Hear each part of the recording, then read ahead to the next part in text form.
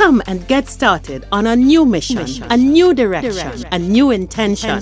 Welcome to 5.8G Alive at Connections 50 Plus.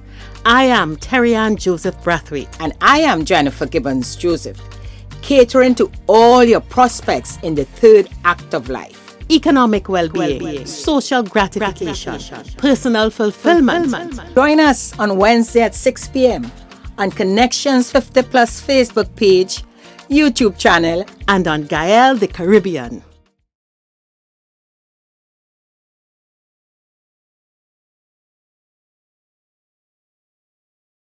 Good evening, everyone, and welcome to Connections 50 Plus 5.8G Alive. I am Jennifer Gibbons-Joseph, one of the co-creators of Connections 50 Plus. And as usual with me on the show is my colleague. Hello, good evening, everyone. How are you? I am Nicole Joseph-Brafit, one of the other co-creator of Connections 50 Plus, which brings you 5.8G Alive. Hi, Jennifer. How are you going?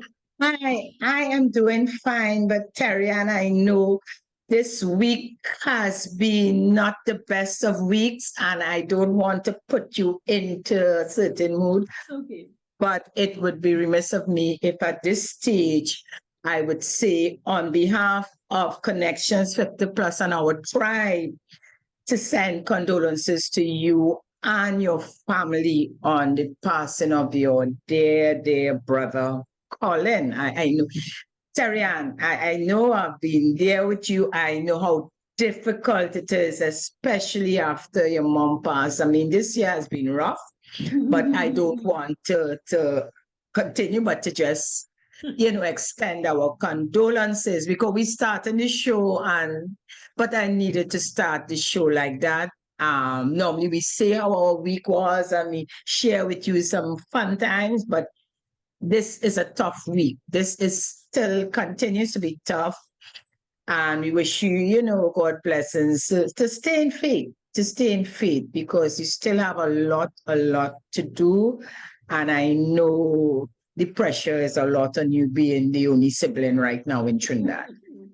Jennifer, folks, yeah. I think I need to say, Jennifer, thank you very much. And I also need to, so many of the tribe have reached out. Many of you have reached out. Yes, this is not a good period. But let me tell you something. We will get through it. We are moving through it. And I am just going to say thank you. Thank you to everyone. I am carried by your love and your care, and I appreciate it, and my family appreciates it. So thank you very much. And folks, Terry Ann insists the show have to go on.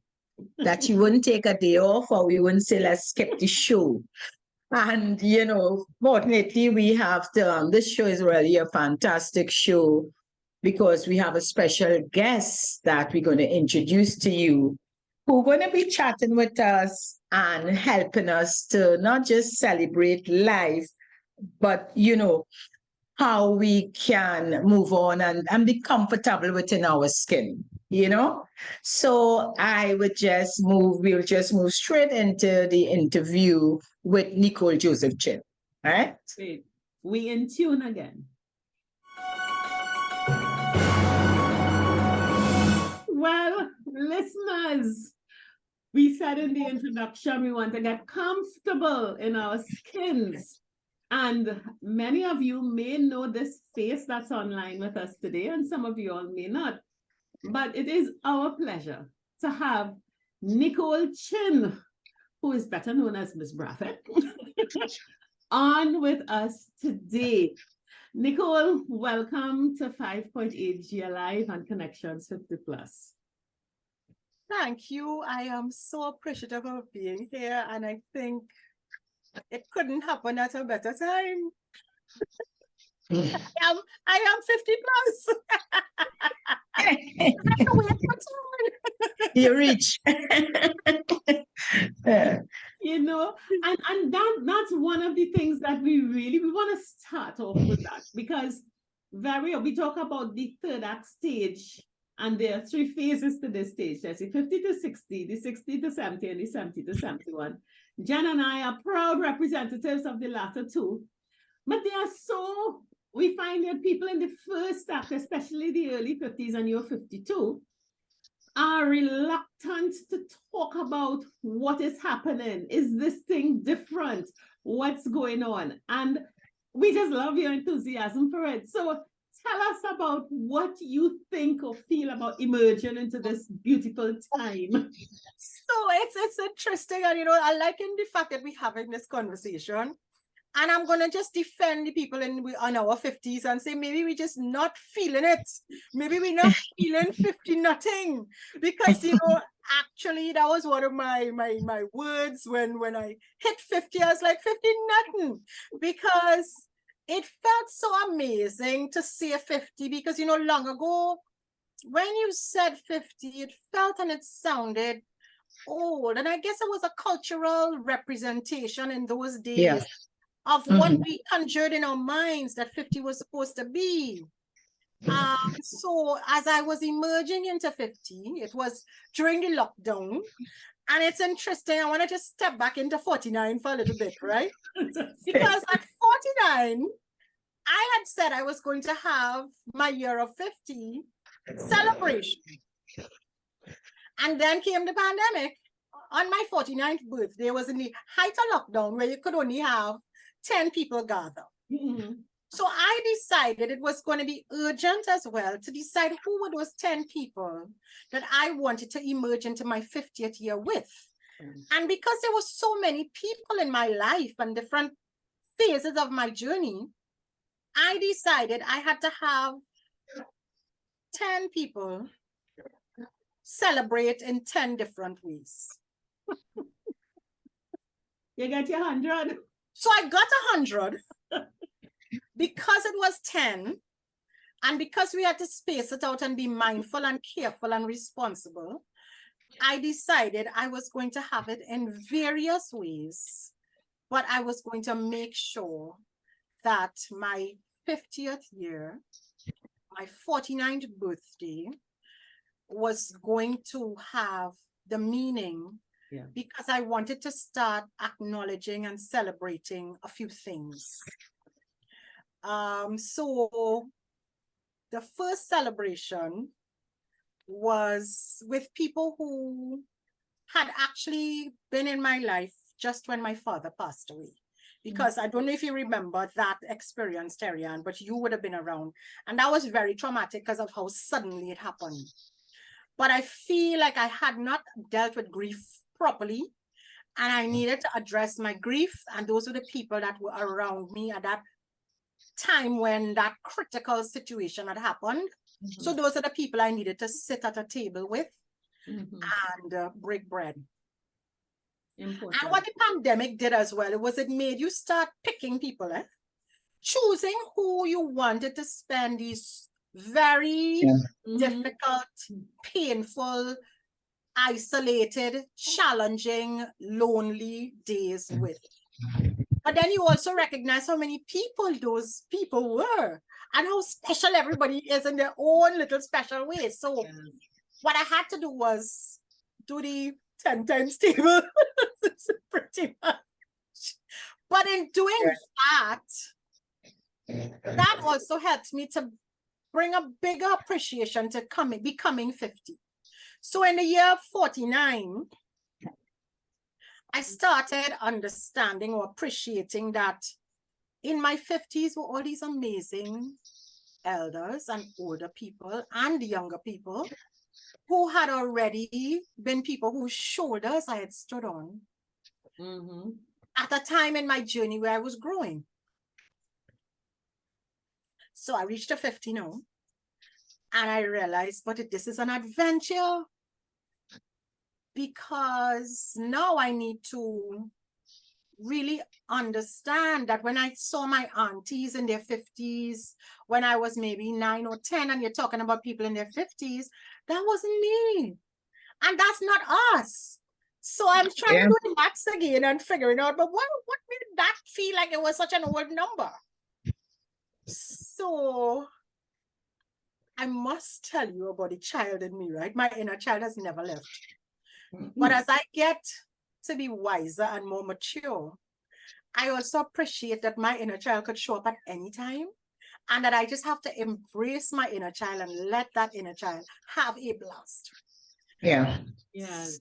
So interestingly enough, Disney was turning 50 when I was turning 50.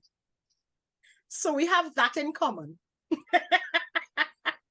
That's a great partner to turn 50 with. Yeah.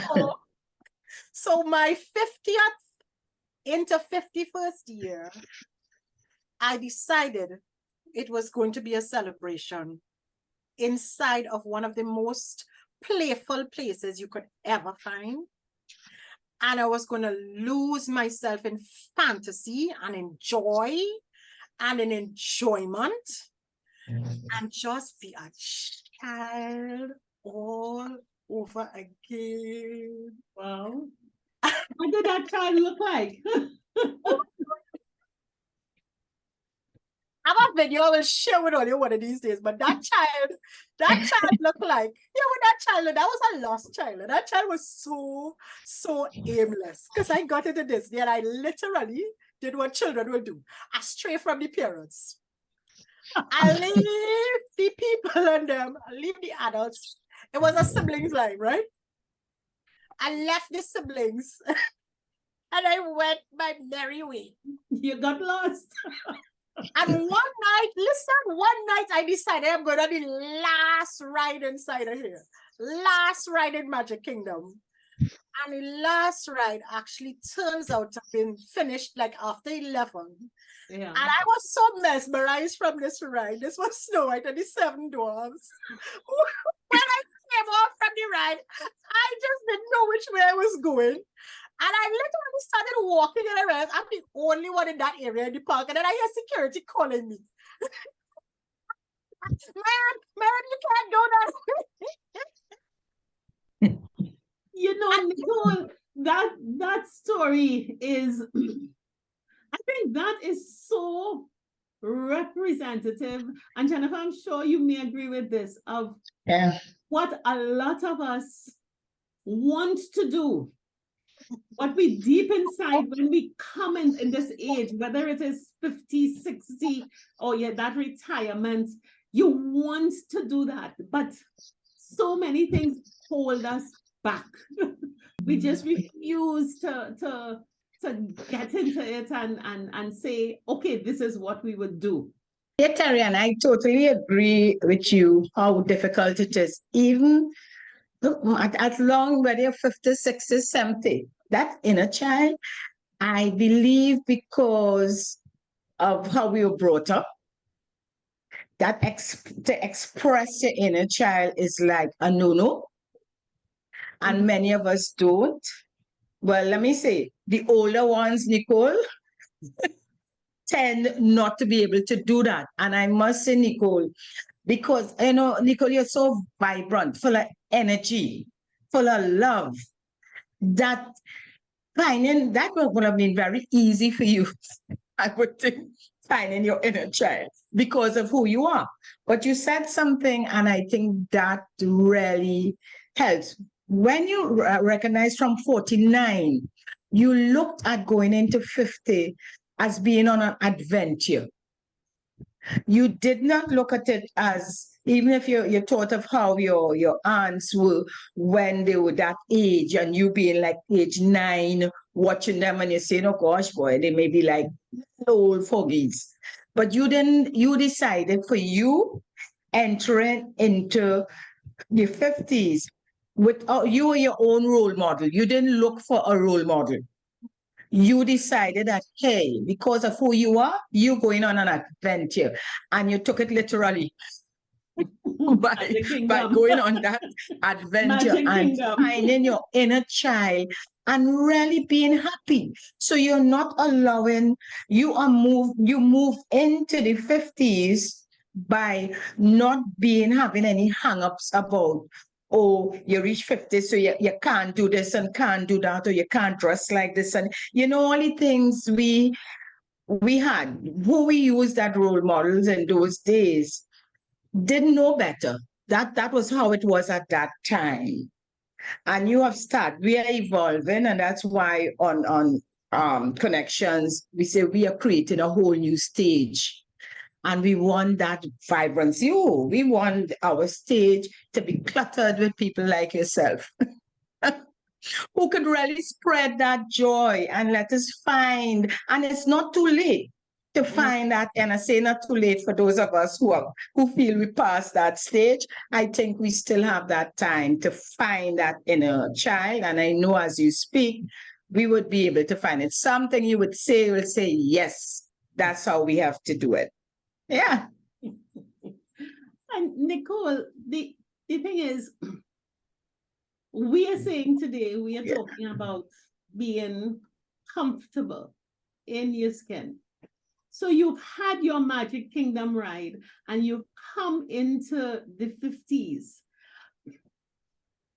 What is comfort to you? What is comfort to you in terms of, say, comparing what existed before to what existed now? And I ask the question because sometimes, unless we reflect on what was and put it to rest, give it up, we sometimes are not able to embrace the beauty of what's ahead. So what for you as a woman in her 50s on the first stage of the third act is comfort? So what I started to do as life started to feel like, and this was before the pandemic, by the way, I had started simplifying things in a great deal. And it was almost like it would shock some people, but it was no longer shocking to me because I understood what complexity was. Yeah. And I understood how many layers of complexity could get to us and how it can also make us become very unwell emotionally, physically, and how imbalanced it can have us. So one of the things I started to do over the years was just simplify everything. My life, my work, my relationships, my engagements and activities. And one of the things I embraced in the process was a healthy way to say no. And that healthy way to say no was not just to people, but also to myself. When I was going out of control about something or excited about something or worrying about something or anything, I just learned how to say a kind and gentle no and stick to my no. And as I started to do that, I also understood what peace felt like. Because, you talk about peace, but you really don't know it. And I started to understand and acknowledge that my peace was way, way more valuable and valued. So sometimes saying no to even big opportunities that people would think were so grand and, exciting and whatever, I had a way of saying it doesn't do anything for my peace. It doesn't serve me in a time when I might need my peace.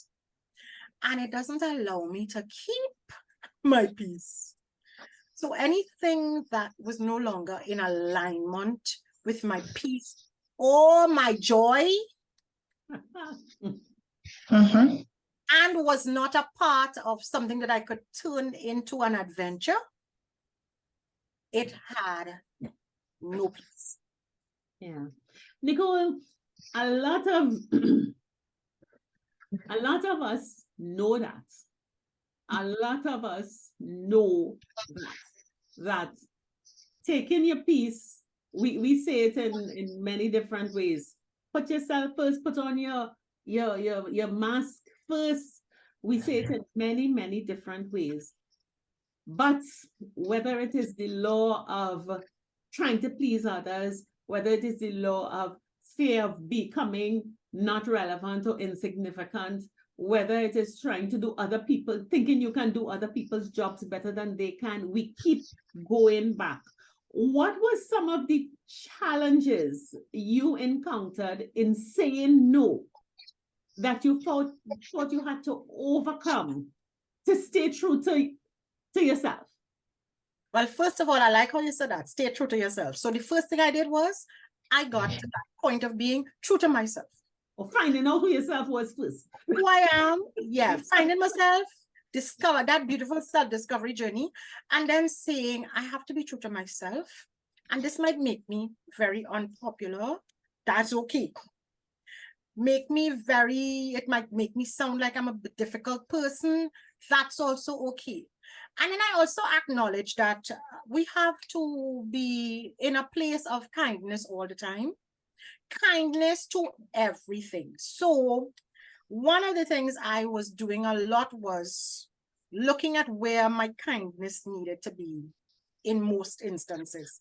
And you know where my kindness needed to be? In what I put into myself. So my kindness needed to be my consumption. So my food, my audio, what I listened to, what I read, what conversations I had, what rooms I went into, what spaces I went into, and what I put back out into the environment.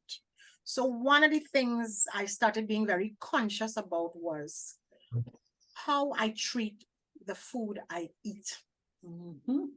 Because that food is supposed to be a builder and not a reducer. And it's not to say I'm not going to indulge in the junk.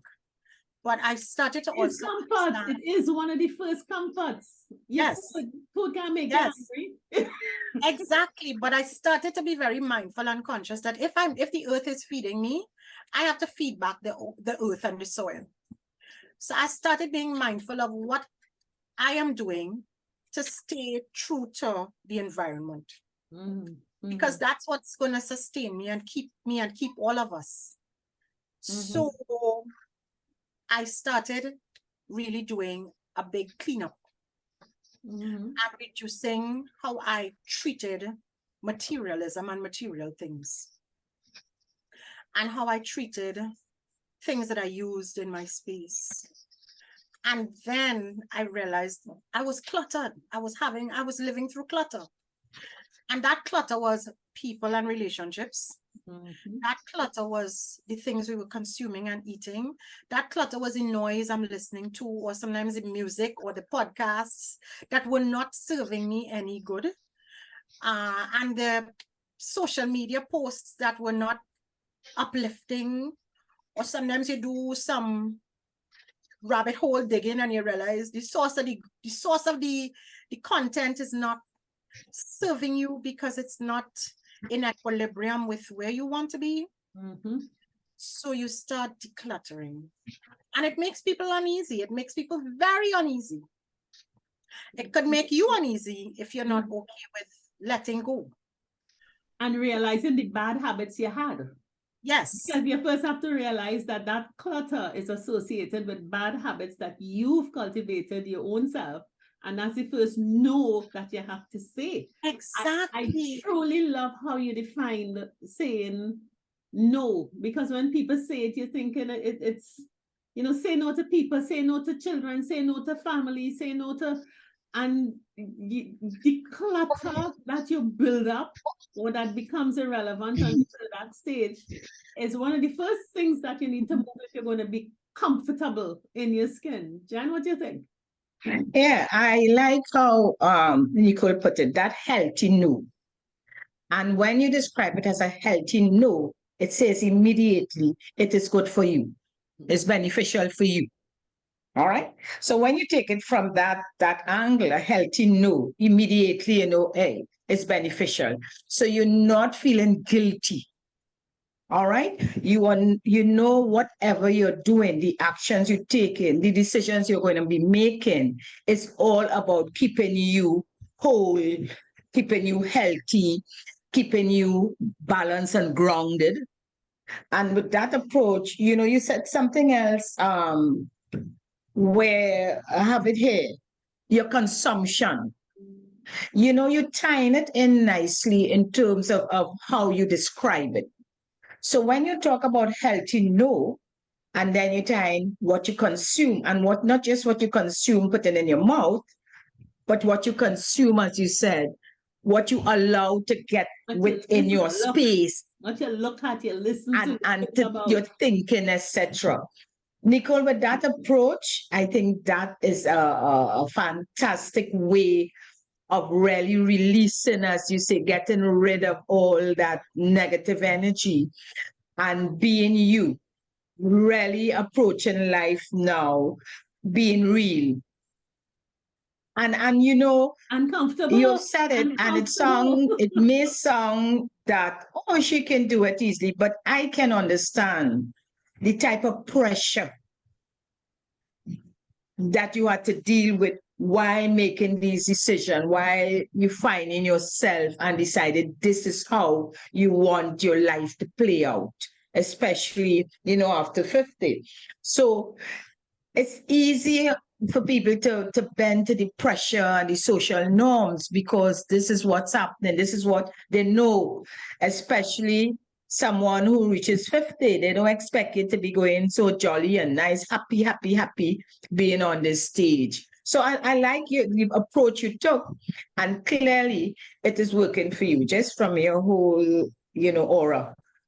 It's definitely working. Yeah. Thank you. Thank you. Accepted that so graciously. And you know, one of the things as well is what we keep telling ourselves. You know, we always have a backstory for ourselves that we tell ourselves. And then we also have that real story that we see every day. When we look in the mirror, or when we take a selfie, or when we're talking to people on Zoom, one of those stories. But we don't ever go back into our backstory and really peel it back like an onion and make admittances to mistakes we made. I made mistakes. I made a lot of mistakes. And what I also started practicing very, very actively and deliberately and consciously is forgiveness. So with decluttering, you have to forgive, because why all this junk was put there? Forgive yourself. Say who you're forgiving, yourself. Yeah. So I started with me. And that is not something that is easily done, because first you have to admit where you do wrong. And you have to admit the mistakes you make. You might have done a bad investment in something. You might have had, you know, all kinds of things that were part of the clutter. So I had a serious journey of self-forgiveness, and I do it still. I am always forgiving myself. And in that process, it becomes easier to forgive others. And that also is part of that sense of comfort. But you can't do it unless you're in that space of comfort and a place of removing all ego. Ego can't be there. Ego has to take a long hike.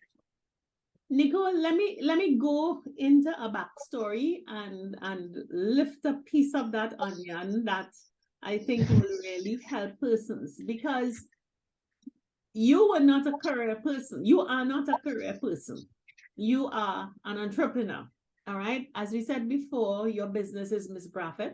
You were one of the first, if not the first, persons to have I will let you describe it, but in terms of breast health in its most encompassing way. But the question I want to ask is here. Many people, Jennifer and I talk about you're afraid to come off of the second act stage. And it's one thing when you're leaving a job and salary and then you go into pension. Even though the pension is 1/3 of the salary, you still know where the little pennies coming from, and you have your little NIS. You are doing this process as an entrepreneur. You have a business. You have a business that I think probably contributed a lot to the clutter that you had to remove. How you were doing your business, you had a very high social profile, and your saying no, I think, affected your being, not only spiritually, emotionally, physically, but financially. So I want you to talk a little bit about those no's around that, because I think seeing people make those hard decisions people to realize that those who may have been salaried, leaving a job, coming in, that the jump is not that big and it is very possible. So could you tell me how Miss Brafit was decluttered as you emerged into your 50s? And some of the sacrifices you had to make. Yeah, and I had to make a lot because I had to understand.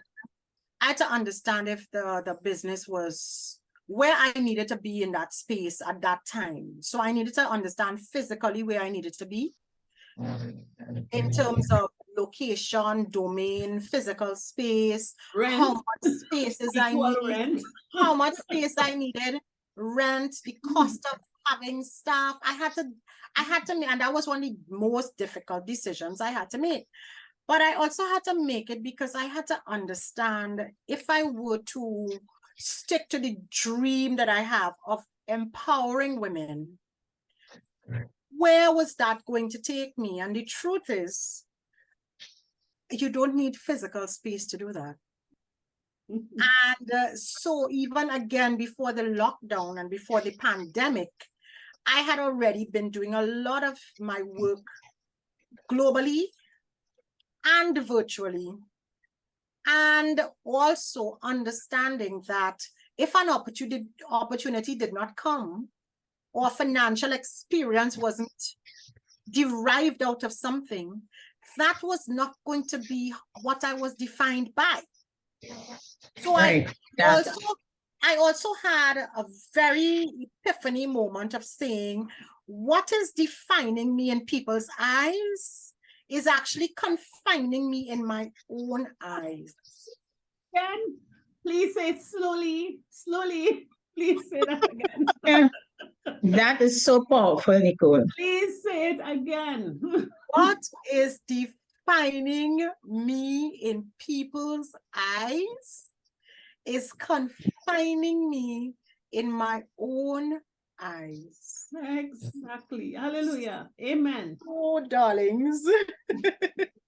Yeah. That's a bust out moment. A bust out moment. And guess what? That was where my piece started. Now, of course, tongue probably was saying something else because that's how tongue is. And it also was like, oh, that's okay. That's fine. Because many times pride is one of those ego. And ego is one of those things that really is a demolisher. But I was prepared to understand, because of all the sacrifices I'd already made over those years and the investments in my knowledge, I also knew this knowledge transfer could happen in many ways. And I also knew that a Brafiting experience could happen virtually. And this was interesting because way before the lockdown and we had to figure out how to do things comfortably, when I had to fit a woman in another country, it was virtual if I couldn't be physically there. Yeah. And I'll give you a scenario, right? And this is so, it's heartwarming and it's also just cute. Cancer Society in another country recommended me for one of their patients. Somebody from the Cancer Society mentioned my name to one of their patients. And they made contact with me virtually. And we did a consultation. And then somebody mentioned my name, somebody on LinkedIn who knew of what I was doing, mentioned my name to another colleague, a friend of a friend. And they were in another country as well, and they also needed my services. And this one actually was during the lockdown. So I said to her, well, I can do a virtual consultation. And I saw her face go, like, really? And what's going to happen? And this woman had a mastectomy. And I did the virtual consultation, and then I shipped the products over to her. And listen to me, everything was like, so she came back on Zoom for us to do the post fitting, where she'll have the products. And she put it on and stuff, and she's like, well, look at that. Nothing looks unusual. It looks like I have the perfect hair, you know. And then she mentioned me to her cancer society. Mhm. And then they were like, oh, we need to bring her. So they called me right away and they're like, you need to come because this is amazing. But while that is happening, a woman reaches out to a company internationally that she wants to get products from Mhm. after surgery. And they say, oh, you have to call Miss Brafit in Trinidad and Tobago. So she was like, well, everything is just pointing back to you. So the interesting part, though, was when the young woman who had fitted got her products virtually after the virtual fitting. She said to me, but you know, my aunt has had a mastectomy over 30 years. Yeah. And we have been using t-shirts and cotton and filling her bra with all kinds of things. And we just realized that you could have done this for her too. So literally, I started fitting the whole family virtually. But by the time the Cancer Society had said they were going to bring me over, which was actually a year ago this day, Wow. we had already done all of these virtual consultations that were way before a pandemic, some inside the pandemic, but it really had just reminded me that I did not need to have a lot of space to empower. Nicole, you know what that Yep. reminds me of? Sometimes it is only when we remove the clutter that we Yeah. realize new potential.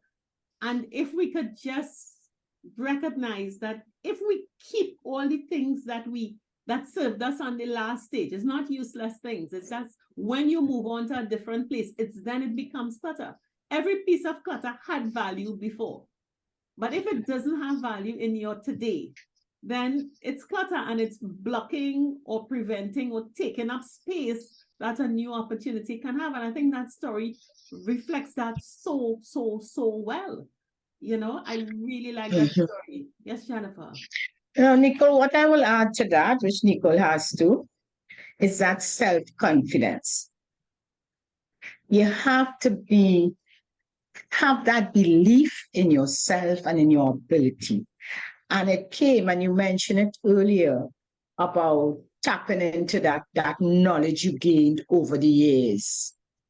You know, that knowledge and that experience. And it wasn't just, you didn't look at that in a narrow way, just under the Brafit. It was a wide, broad knowledge that could have made you make informed decisions in so many ways. And that you didn't allow fear to get in the way, or doubt, I should say, to get in the way when you were called. You didn't panic to say, oh gosh, how am I doing that? You knew within yourself that you had the ability and the knowledge to do it. And many times we entrepreneurs, even in the corporate world, doubt, have a lot of doubt that they may not be accepted. It hasn't been done before, how they will do it, etc. But because, always your mindset, you're on a journey, you're on a mission, you know what you want. And as you clear the clutter, and Terry Ann just explained that, clearing that clutter, it was good then, but you realize that clutter wouldn't take you where you want to go, and you easily release it. So you were so powerful in the decisions you're making. And it's a lot to learn from what you're saying, definitely taking us along further. I would also say, and Nicole, I think we may have gone through things like these, that, and Jennifer, we know this. It seems, yes, Nicole is a confident woman, but that process does not require confidence. It sometimes requires a little bit of coaching, someone to help you along the way. But every individual, regardless of whether you've been an entrepreneur all your life, you could have been the sweeper in the corner the most indescript room in a gazillion-dollar billion corporation. You could have been living in a hole since whenever it is. Once you have lived, you have skills. The fact of living means you have skills. And for many people, Nicole's confidence would have given her self-propulsion. But for many people, sitting and talking to the right person, the right coach, we have services as Connections 50 Plus. Our life transition and reset program, at the end of the day, the first step is really discovering who you are. Yeah. What meaning do you have? So I know sometimes you'd look at a person like a Nicole and say, huh, yeah, but she's so vibrant and she's so bright and she's so this. And I say this not only because I know we have programs like that, but Nicole, I know a lot of your work in helping women and men to be comfortable requires first that you take them on a journey inside of themselves to discover value that's there, and then take that value out and start polishing it. And very often value is hidden by a lack of confidence and esteem. But it can be revealed in any but courage, yes. And courage. I used the word courage a lot in the last 5 years because I had to do a lot of courageous things.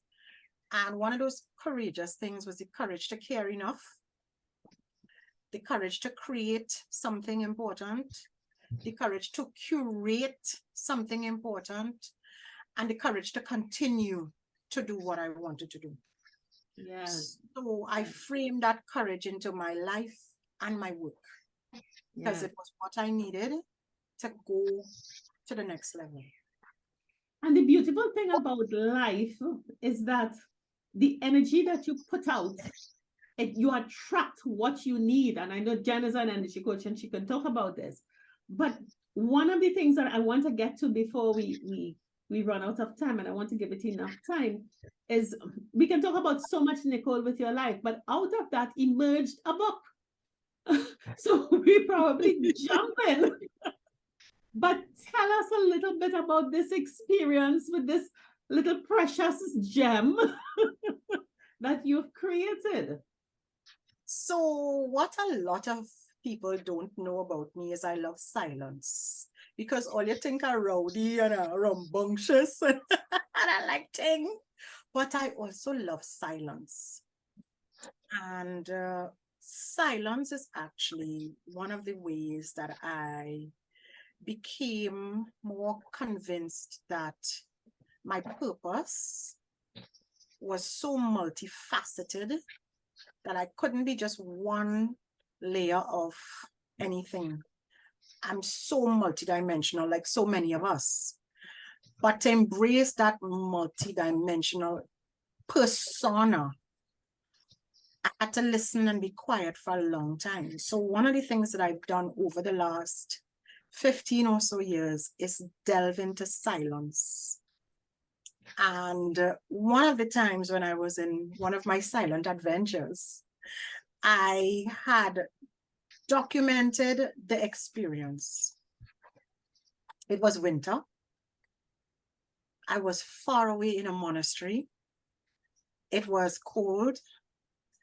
And all I had was a bed and a kitchenette. A kitchen was there for us to eat together, but all I had was access to a bed and maybe something warm to stay warm in winter. And only when the group meals were had, you would go to have a group meal. And I started just looking at nature, which I love, looking at everything around me and saying, why do we think we need a lot of stuff?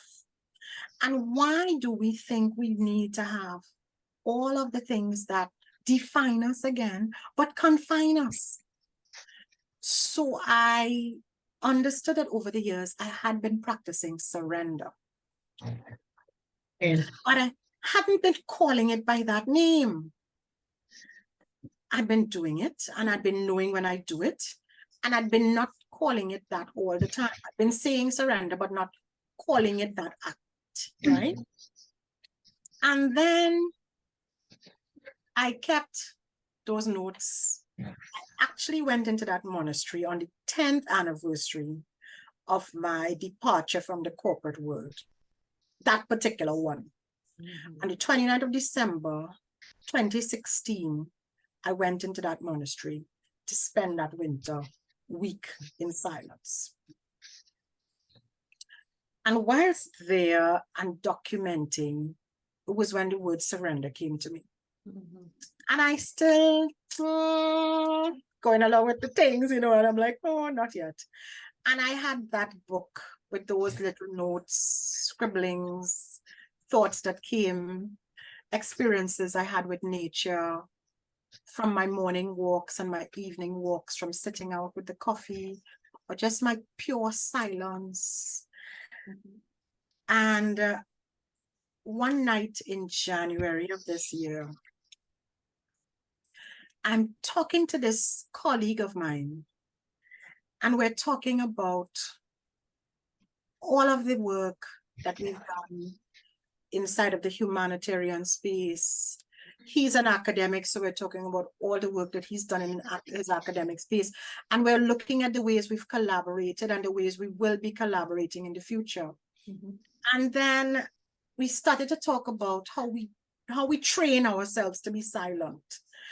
And I was telling him, I love silence. And, I was sharing with him that practice. And I was also sharing with him, that I also encourage and teach people how to embrace silence. But it's really just like casually I do it. And then I said to him, I have these notes from this. It's almost like a manuscript from when I went on this specific journey. And I said, but I don't think I'm at that point of putting it into books yet, into a book as yet. I said, because I still think I need so much content. And I don't think that, I'm ready to surrender. And he said, but that's the title of your book. And I said, okay. And the other words would be clutter. All the other words you're looking for would be clutter. I know. And then we came off the Zoom and I went straight to the manuscript. And I literally went on my iPad and wrote that book. It's a tiny pocket book of peace and purpose. So I wrote that little book in that night. I put it together because I had the notes and I had thoughts, and I had them all documented and manuscripted. So I put it all together, that experience and those tips and those how-tos and that experience that will help people, and especially women, but men and women, to master some of the things that I've been able to find a way to master. Some of my self-mastery that has taken me along the journey that I am at today. And I want it to be in the hands of people who are ready to surrender. Because it's not an easy thing to do. It is not easy, but it is possible, and it is necessary if we are to live fulfilled lives. Because I think in languaging, if we focus on the not easy, we are hiding from the fact that for all of us who are in this third act stage, if you got to 50, you've dealt with not easy. I don't care what anybody tells me. You have dealt with not easy. Whether you've been a parent, once you've been through the corporate world, and if you had never had a job, you never had a child, the fact that you survived the 50, you have been through not easy. So it's never a reason to stop. It never is. Nicole, congrats on launching your book. What's the name? Peace and Purpose? What is the name? Ready to Surrender. Ready to Surrender. Love that name. Ready to Surrender. We call it a pocketbook of peace and purpose because it could fit. Okay. So it's a pocketbook of peace and purpose, but the name is Ready to Surrender. Great. Yes. It could fit in your pocket. It could fit in your handbag. You could pull it out when you need it. You could use the tips as part of your morning activities or your reminders. Yes. So Nicole, tell us now. So you've done that. You're moving further into your 50s. What's the plans you have? I mean, for you to ensure that you'll remain comfortable and have that peace, what are your plans? Can you share with us? Absolutely. Some of it includes taking women like you all along the way with me, and younger women who are at that stage of wanting to do amazing things, but maybe not having had someone or an ear or even had the resource or access to someone that can give them that comfort that it's okay, that assurance that it's okay. I want to be leading legacy of change. Okay. And that's because every time we think of legacy, we think of wealth, but we don't ever think of a legacy of change. Because if we change the way a social landscape looks, the way an experience feels, the way a journey is embraced, we're going to be much better at what we're doing, and we're going to trust, this expression, trust the process. We're going to trust the process differently. Absolutely. And we're going to really trust the process, but we don't have a blueprint. Yeah. We don't have a roadmap. We only pretty much have social media. We don't have that person in our domain, in our physical access space. And then the thing is, culturally, we may see women that look like us, but they're not culturally adaptive to us, so that they're not giving us the full prescriptive on how to really live a joyful life. Plus, what you see them and you only see a compartment of how you can access them. What they want you to see, a very curated view. Very curated and customized and curated. But what I want to do is to be able to be accessible to women like me in my domain, in the Caribbean, in the rest of the world, but where you see somebody who is literally a testimony and a blueprint of having been there. This could sound cliched, right? Been there, done that, learned from it, and transformed it so that there is a sustainable experience of continuous joy, adventure, and success. Great. Thank you. And Nicole, Terrian and I, we can relate to what you say, because that's why we created Connections 50 Plus. People do, because we have the experience. We can be there as the coaches, as the support to give the people within our cohort, to help them to navigate. And you spoke about roadmap, and that's what we say, to give them a roadmap and help them navigate, all to find that peace, that joy, that purpose, and just enjoy being on this stage, because a lot, they don't know what to do. They don't know where to turn, and we're there for that. So thank you again, for sharing, and all the best with your book. Definitely we need that little book with, to keep checking, hey, are we doing it right? You'll get your copy. And I want to say thank you. And I'm finally in the 50 Connect bracket. Yeah, welcome. Oh my gosh, thank you. This is beautiful, and I thank you. And again, every success with all the important work that you're doing. And I'm so glad. And I would definitely be the advocate for embracing what Connect 50 Plus needs to, has to do, and is doing. So thank you. I reach. Yes. Before we go, could you tell us how people who are interested can access your book? So my website, NicoleJoseph-Chin.com.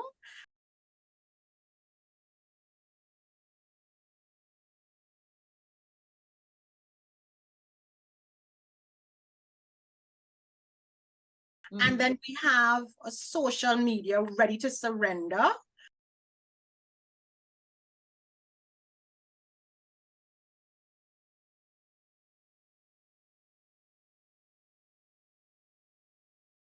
We do have the social media page, so you can actually buy it on our website or on my website or on the social media page. Yes. And how much is it? It's $60 TT. Very good. $60 TT. That's good. And it's accessible and we actually have a surrender circle. So we can do a surrender circle. That's nice. That's nice. Part of the Connect 50 Plus activity. That's beautiful. Yes. Beautiful. So Nicole, thank you. We'll definitely be in touch about that surrender circle. And we are sure that our viewers would have gotten a lot of comfort here. A lot of comfort here. Thank you very much. Thank you so much. Blessings, blessings, blessings, and thanks. Jennifer, what a critical conversation that we can have at this time for all of our lives. I think Nicole really captured the essence of what this transition is all about. And that thing coming in. And, I want to give a conversation that I had with my brother before he passed. And we were talking about wasting time. And he said to me that you can never waste time, Terry-Ann. Time continues. No one can waste time. Time exists and it moves on. It's eternal. It is endless. It had no beginning and no end. What is wasted is we waste purpose. If we have no purpose to attach to the time that is passing on, it is we who are wasting our purpose in life. Yeah. I think this whole issue of transitioning to the third act stage, for many of us, we had a purpose for the second act. It is done. It is when we don't make the transition, as Nicole so beautifully discussed, that we begin wasting time because we don't find our purpose. And purpose is not always some big fancy thing. It could be a very simple thing. And I thought that's a nugget I want to put in there in tribute to Colin, my little brother. And it is a very valuable nugget, Terry-Ann, and that leads us to why we are having our upcoming forum. yes. That forum we are calling this 5.8G reset. And again, that is to help you all find that purpose. And Terry-Ann in the show chatting with Nicole, and you mentioned that many of us need that coach to help us along because you may feel stuck. We don't know where to go. And if you have somebody who understands and who have been there, Nicole said, we have been there, done that. So we know what is needed to help you through. So we mentioned it last week, and we actually have the forum coming up. We decided to do it online simply because we felt it was easier for persons to come online, and we may be able to, not may be able, we can have a little more people online as before. So yes, you will hear much more on our upcoming reset forum, which, as the name implies, help you to reset and to, and to be, as we said, be comfortable in your own skin and to live that happy life the way you want to. Yeah. Great. So thank you again. Thank you, Jennifer, for your friendship, for your love, for your strength, for every single thing else. And thank you, Connections 50 Plus people, family. Thank you. Thank you from both of us. So see you next week when we will have a phenomenal guest to help us get comfortable in our skins. Bye. Bye. 50 Plus Tribe, and follow us from Trinidad and Tobago and the Caribbean. Thank you for joining us. on this Connections 50 Plus 5.8G Alive show. We hope you enjoyed the lively conversation and look forward to seeing you next week. Don't forget to like our Facebook page and subscribe to our YouTube channel. We really love getting your feedback. Bye for now.